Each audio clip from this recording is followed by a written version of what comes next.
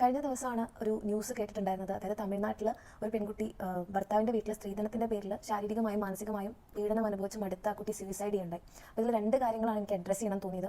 ഒന്നാമതായിട്ട് സ്ത്രീധനം ചോദിക്കുന്നതും കൊടുക്കുന്നതും മോശമാണെന്ന് നമുക്ക് എല്ലാവർക്കും അറിയാം. എന്നാലും നമ്മുടെ നാട്ടിൽ അതൊരു സംഭവമായിട്ട് നടന്നുകൊണ്ടിരിക്കുന്നുണ്ട്. അപ്പോൾ ഈ സ്ത്രീധനം കൊടുത്ത് പെൺകുട്ടികളെ കല്യാണം കഴിപ്പിക്കുന്നതിന് പ്രാധാന്യം കൊടുക്കുന്നതിന് പകരം പെൺകുട്ടികളെ വളർത്തുമ്പോൾ അവർക്ക് നല്ല എഡ്യൂക്കേഷൻ കൊടുത്ത് അവർക്കൊരു ജോലിയായിട്ട് സ്വന്തം കാലിൽ നിൽക്കാൻ പറ്റുന്ന രീതിയിലൊരു ജോലിയായിട്ട് അവർക്ക് തോന്നുമ്പോൾ മാത്രം അവരെ വിവാഹത്തിലേക്ക് എത്തിക്കുക എന്നുള്ളതാണ്. അതിന് പകരം നാട്ടുകാരെന്ത് കരുതും, കുടുംബക്കാരെന്ത് കരുതും എന്ന് ചിന്തിച്ച് അവർക്ക് താല്പര്യമില്ലെങ്കിൽ കൂടെ വിവാഹം കഴിപ്പിച്ച് വലിയ സ്ത്രീധനം കൊടുത്ത് അവസാനം അവരുടെ അവസ്ഥ ഇതുപോലെ ആവാതിരിക്കട്ടെ. രണ്ടാമത്തെ കാര്യം, ആ ഒരു പെൺകുട്ടീൻ്റെ ഓഡിയോയിൽ നമുക്കത് കേട്ട് നിൽക്കാനേ പറ്റില്ല. അത്രയും വിഷമം ഉണ്ടാക്കുന്ന ഒരു ഓഡിയോ ആണത്.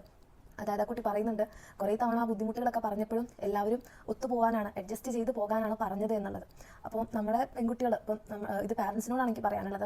കാരണം കുട്ടികൾക്ക് കല്യാണം കഴിഞ്ഞ് അവരുടെ ഹസ്ബൻഡിൻ്റെ വീട്ടിൽ ബുദ്ധിമുട്ടാണെന്ന് പറയുമ്പോൾ ഒരു കാരണവശാലും അവരോട് അഡ്ജസ്റ്റ് ചെയ്ത് പോകാൻ പറയാതിരിക്കുക. കാരണം അഡ്ജസ്റ്റ് ചെയ്യുന്നതിലൂടെ നമ്മൾ എന്താ ഉദ്ദേശിക്കുന്നത്? ഒന്നെങ്കിൽ നാട്ടുകാരുടെ മുന്നിൽ അഭിമാനത്തിൻ്റെ പേരായിരിക്കും പറയുന്നത്, രണ്ടാമത്തത് ഡിവോഴ്സ് ഒരു മോശം കാര്യമാണ് എന്നായിരിക്കും കരുതുന്നത്.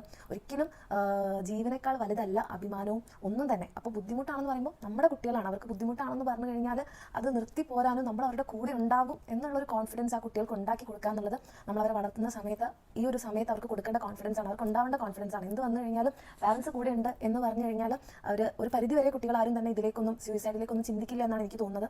അപ്പോൾ ആ ഒരു കോൺഫിഡൻസ് നമ്മുടെ എല്ലാ കുട്ടികൾക്കും ഉണ്ടാവണം. എന്ത് വന്നാലും പാരൻസ് കൂടെ ഉണ്ട്, അവർ ഒറ്റയ്ക്കല്ല എന്നുള്ളത്. രണ്ടാമത്തെ കാര്യം, കല്യാണത്തിലേക്ക് പോകുന്നതിന് മുൻപ് എല്ലാവർക്കും, എല്ലാ പെൺകുട്ടികളും ജോലിയൊക്കെ ആയി അവർക്ക് തോന്നുകയാണെങ്കിൽ കല്യാണം കഴിക്കുക എന്നുള്ളതാണ്.